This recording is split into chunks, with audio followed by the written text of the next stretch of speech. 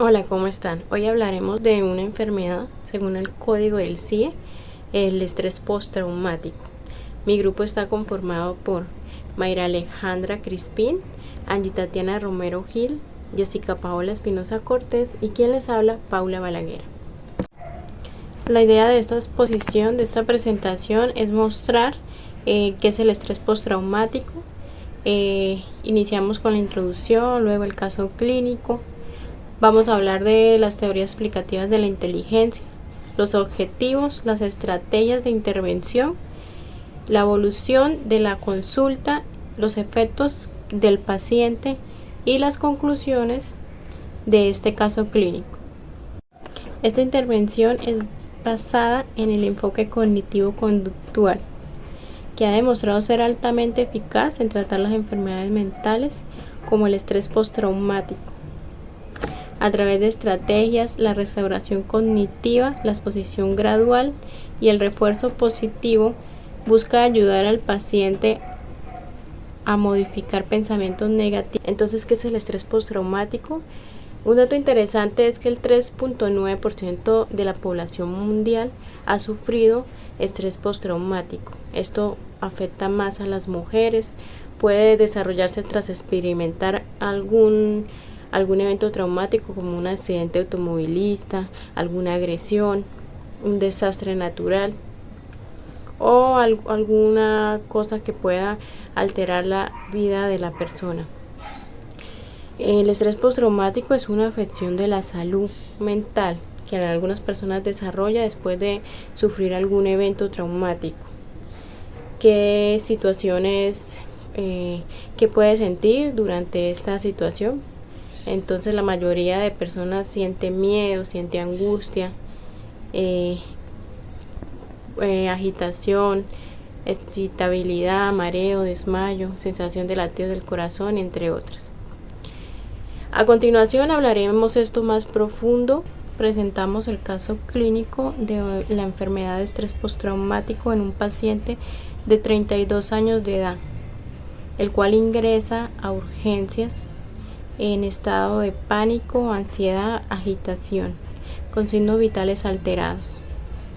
Esta crisis la presenta de acuerdo a un desencadenamiento al ver una película de guerra, el cual le recuerda los hechos pasados vividos de una experiencia negativa y una experiencia que le causó mucho daño. En años pasados el paciente sufrió una agresión sexual por parte de un grupo militar. A él y a su hermana fueron maltratados y víctimas de violencia sexual. Él observó cómo le hacían daño a su hermana. Para la intervención cognitivo-conductual tenemos objetivos generales, los cuales consisten en reducir los síntomas del TEPT y mejorar la calidad de vida del paciente. También tenemos objetivos específicos, los cuales consisten en disminuir la frecuencia, la intensidad de los recuerdos intrusivos y de las pesadillas, mejorar la capacidad del paciente para manejar la ansiedad y la irritabilidad, fortalecer su autoestima y confianza y mejorar su concentración y toma de decisiones. Para las terapias y técnicas se realiza una reestructuración cognitiva en donde se emplean registros de pensamientos automáticos y cuestionamiento socrático para identificar y modificar creencias irracionales. Además, se hace una exposición gradual que consiste en realizar una exposición en imaginación guiada antes de la exposición en vivo a estímulos relacionados con el trauma. Se realizan también unas técnicas de relajación. Se practica respiración diafragmática, relajación muscular progresiva y mindfulness para reducir la activación fisiológica. Para un plan de intervención se realizan sesiones semanales de 60 minutos durante 6 semanas, una evaluación inicial y un seguimiento periódico, unas actividades entre sesiones como registros de pensamientos y prácticas de relajación. Bueno, las teorías explicativas de la inteligencia son enfoques que buscan comprender, describir y analizar el funcionamiento de la inteligencia humana. Estas teorías intentan explicar qué es la inteligencia, cómo se desarrolla, cómo se manifiesta en el comportamiento y de qué manera puede evaluarse o potenciarse. Se basan en estudios científicos y han dado lugar a diferentes modelos que interpretan la inteligencia como una capacidad general, como un conjunto de habilidades específicas o como múltiples formas de adaptación al entorno. Las teorías explicativas de la inteligencia que tenemos son 4: las teorías psicométricas, las teorías del desarrollo, las teorías de múltiples inteligencias y las teorías biológicas. Las teorías psicométricas son fundamentales para el enfoque cognitivo-conductual, ya que éste nos proporciona las herramientas para evaluar componentes cognitivos y conductuales, como por ejemplo la medición de la depresión a través de escalas psicométricas, permite identificar la magnitud del problema y monitorear el progreso de todo el tratamiento, es decir, que las pruebas psicométricas nos permiten revelar distorsiones cognitivas o los déficits en habilidades específicas, que luego son convertidos en objetivos terapéuticos. Los principios fundamentales del modelo psicométrico predominó en la investigación, ya que garantizó la calidad de las medidas con la validez y la fiabilidad. Las teorías psicométricas están basadas principalmente en la idea de que las características mentales como la personalidad y la inteligencia son unos rasgos latentes que pueden inferirse a través de comportamientos observables. Esto se logra evidenciar mediante instrumentos como lo son los test psicológicos, buscando cuantificar estas características y establecer las relaciones entre ellas. Las teorías biológicas han identificado cambios cerebrales en el TPT como la disminución del volumen del hipocampo y la hiperactividad de la amígdala. En este caso, el paciente experimenta una intensa hiperalerta y reactividad emocional, lo que concuerda con hallazgos neurobiológicos sobre la hiperactividad de la amígdala en la respuesta al estrés. No obstante, es importante considerar que estos cambios no solo se deben al trauma, sino que también pueden ser modificados a través de estrategias de intervención que reduzcan la actividad del sistema nervioso. Las teorías del desarrollo ofrecen un marco fundamental para comprender cómo las características individuales de una persona, según su etapa de crecimiento físico, emocional, cognitivo y social, influyen en la forma en que se experimentan y procesan un evento traumático. Esa teoría nos permite analizar cómo factores como la edad en la que ocurre el trauma, el contexto familiar y social, el nivel de madurez emocional y cognitivo alcanzado hasta ese momento, pueden determinar tanto la vulnerabilidad como la respuesta psicológica ante ese trauma. Así, una misma experiencia traumática puede tener efectos muy diferentes ya sea si ocurre en la infancia, adolescencia o adultez, ya que en cada etapa poseemos diferentes herramientas para enfrentar el estrés, expresar emociones y buscar ayuda. Bueno, en este caso, experiencias como la tortura, la agresión sexual de un familiar tienen un alto potencial traumático, especialmente si ocurren en momentos de formación de la identidad. La exposición a la violencia extrema también interfiere en el desarrollo normal del sistema de afrontamiento del estrés, haciendo al individuo más vulnerable a desarrollar síntomas graves y crónicos del estrés postraumático. Otro factor importante que tenemos es la película sobre la guerra, que funciona como un disparador, reactivando recuerdos traumáticos almacenados en la memoria emocional, lo que genera respuestas intensas en el sistema, reflejándose en síntomas como gritos, pánico y agresividad. Y con esto podemos ver que el trastorno de estrés postraumático no solo es una respuesta a un evento, sino el resultado de cómo ese evento interfiere en el desarrollo del individuo, lo que también orienta a intervenciones más específicas según la historia y la etapa de vida. En las teorías de múltiples inteligencias, Gardner propone que existen diversas formas de inteligencia, incluyendo la emocional y la interpersonal. En este caso, el paciente ha desarrollado dificultades en la inteligencia intrapersonal, ya que le cuesta manejar sus emociones, revivir el trauma sin experimentar angustia extrema.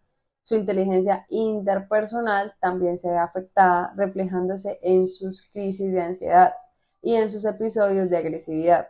No obstante, la experiencia traumática también puede haber fortalecido su inteligencia existencial, ya que el paciente ha demostrado una profunda reflexión sobre su vida y el sentido de su sufrimiento, lo que podría ser clave en su proceso de recuperación. Hola tutora, mi nombre es Jessica Espinosa. En la evolución de la consulta llevamos una serie de técnicas específicas, como lo son el registro de pensamientos y emociones. El paciente llevará un registro de sus pensamientos y emociones relacionados con el trauma para identificar sus patrones negativos y poder cambiarlos. Las técnicas de relajación, el paciente aprenderá técnicas de relajación como son la respiración profunda, la relajación muscular para manejar la ansiedad y la irritabilidad.